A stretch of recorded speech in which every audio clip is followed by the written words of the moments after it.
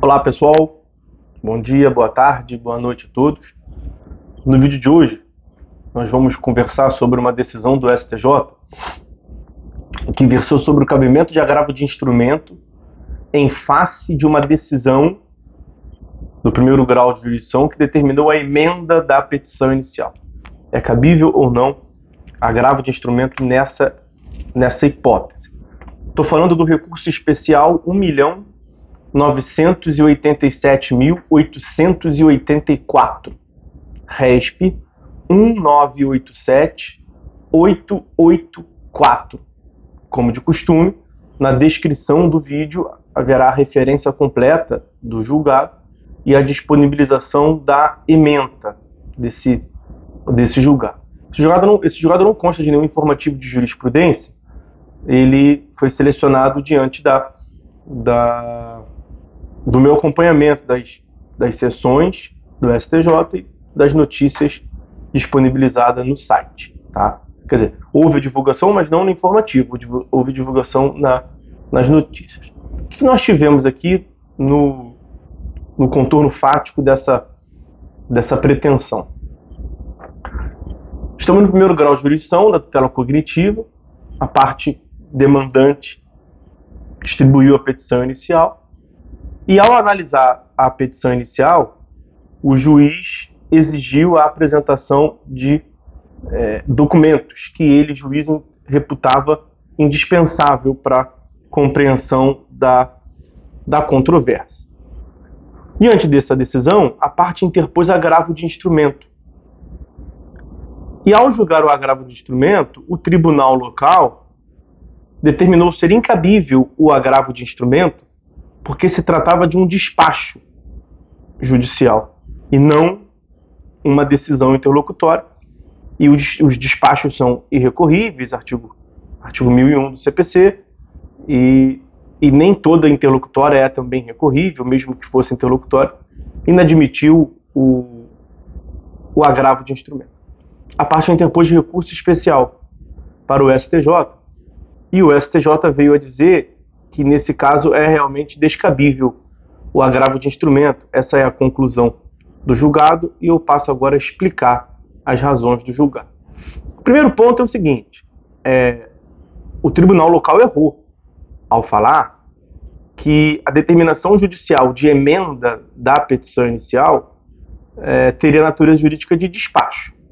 Evidentemente que há uma decisão interlocutória, o juiz poderia admitir ou inadmitir a petição inicial, determinação de emenda, e ele optou pela segunda. Sempre que ele tem mais de uma opção em tese viável, há uma decisão. Ele decide os rumos. Então, é, evidentemente, uma decisão aquela que afirma que os requisitos estão ou não presentes. Aliás, requisitos da petição inicial estão no artigo 319 do CPC. A indicação do juízo competente, qualificação das partes, causa de pedido, valor da causa, provas que pretendem produzir e se deseja ou não a participação na audiência de conciliação e mediação. 319. Só que o 320 prevê, um dispositivo meio ignorado, negligenciado, o 320 prevê a juntada de documentos indispensáveis para a compreensão da controvérsia. Eu cito sempre como exemplo: certidão de casamento num pedido de divórcio.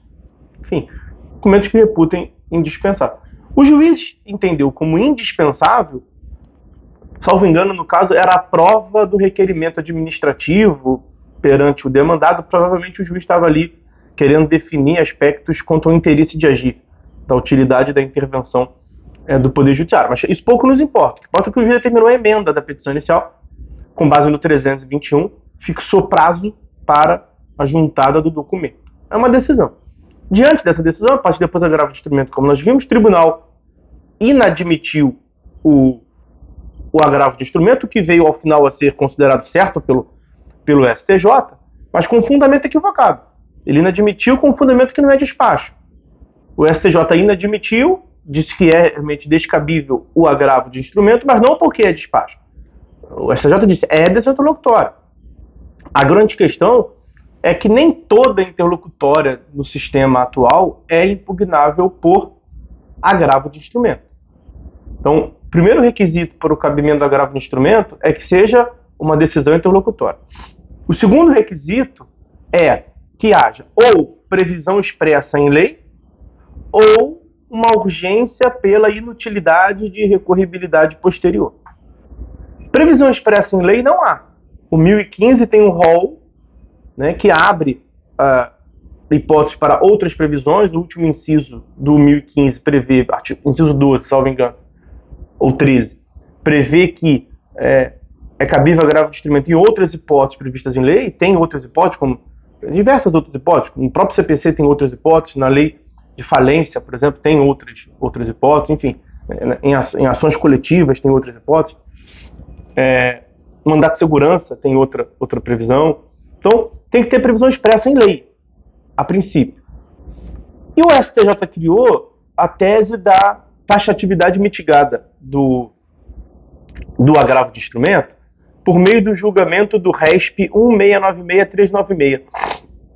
Recurso especial 1696396 prevê ali a tese da taxatividade mitigada, que diz o seguinte: mesmo que não haja nenhuma previsão expressa em lei determinando o cabimento do agravo de instrumento, ele será cabível se o recorrente demonstrar a urgência na recorribilidade de imediato. Ou seja, uma medida de efetividade da tutela jurisdicional, porque ele demonstra que não pode esperar, uma questão de urgência, ele não pode esperar para recorrer posteriormente, porque aí vai ser tarde demais. Um grande exemplo é a questão de definição de competência. Se a parte alega que o juiz é incompetente, o juiz diz: sou competente sim, e não tem recorribilidade de imediato, só vai poder recorrer lá no final, quando vier a sentença, pode decorrer aí anos. E se a parte tiver razão, vai ser tudo nulo. Tem que refazer tudo, isso é uma medida contraproducente, vai gerar uma reprodução de atos processuais de modo desnecessário. Então, isso é um exemplo apenas. Aí o que disse o STJ? Nesse caso de decisão interlocutória que determina a emenda da petição inicial, não há nem previsão expressa, nem urgência. Por que não há urgência? Porque a parte não vai ter que praticar atos posteriormente. Vai ter que repetir atos nessa hipótese, porque a decisão vindoura, em caso de manutenção da conclusão do juiz de que há um documento indispensável que não foi juntado, será uma sentença. Então, ou bem o juiz admite a propositura da demanda e vai seguir com o processo para julgamento de mérito, ou o juiz vai inadmitir, vai indeferir a petição inicial pela ausência do documento, que vem uma sentença. E aí esta sentença será recorrível por apelação e não haverá necessidade de prática de atos desnecessários. Então, o artigo 331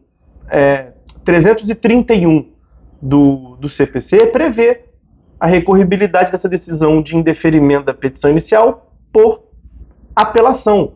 E o 1009, parágrafo 1º, também prevê que as decisões interlocutórias que não são recorríveis por agravo de instrumento, essa hipótese, devem ser impugnáveis em preliminar de apelação.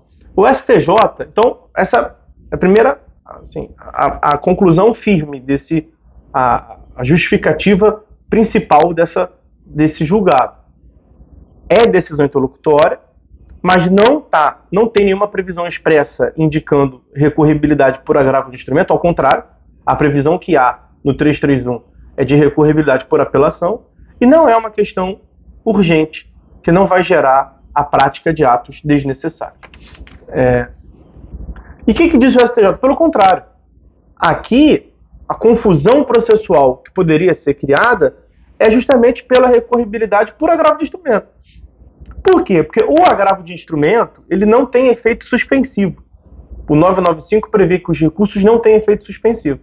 E no capítulo do agravo de instrumento, 1015 a 1020, não há nada dizendo que o agravo de instrumento tem. Então ele não tem efeito suspensivo ou peleges, o que indica que enquanto o agravo de instrumento é processado no tribunal, o processo vai continuar tramitando no primeiro grau de jurisdição. E nesse caso, tem um risco evidente de decisões conflitantes, decisões contraditórias.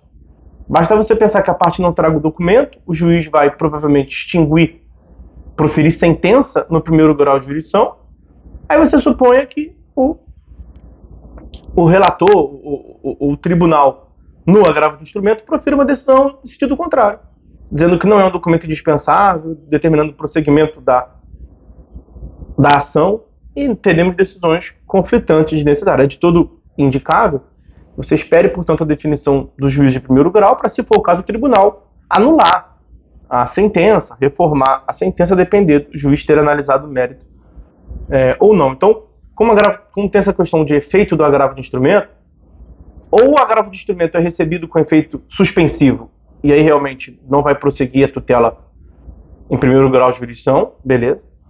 Ou o agravo de instrumento vai ser recebido sem efeito suspensivo, que é a regra geral, e o juiz vai proferir uma sentença no primeiro grau, e o tribunal vai ser comunicado, isso vai gerar em perda de objeto do agravo de instrumento, você vai mover a máquina judiciária à toa, ou não vai ser caso de suspensão do agravo de instrumento, não vai ser caso de perda de objeto, porque concomitantemente, no mesmo período, não deu tempo de comunicar ao tribunal, serão proferidas duas decisões. Essas duas decisões podem ser no mesmo sentido, convergente, ou podem ser duas decisões em sentido contraditório, que é algo que o sistema processual tem verdadeiro pavor, ojeriza. Tenta a todo custo evitar. Então, com base nesses argumentos, o STJ disse, portanto, a conclusão é que não cabe agravo de instrumento em face de decisão interlocutória que determina a emenda da petição inicial. Ok? Então, meus amigos, é isso. Vamos ficando por aqui. Até uma próxima, em breve.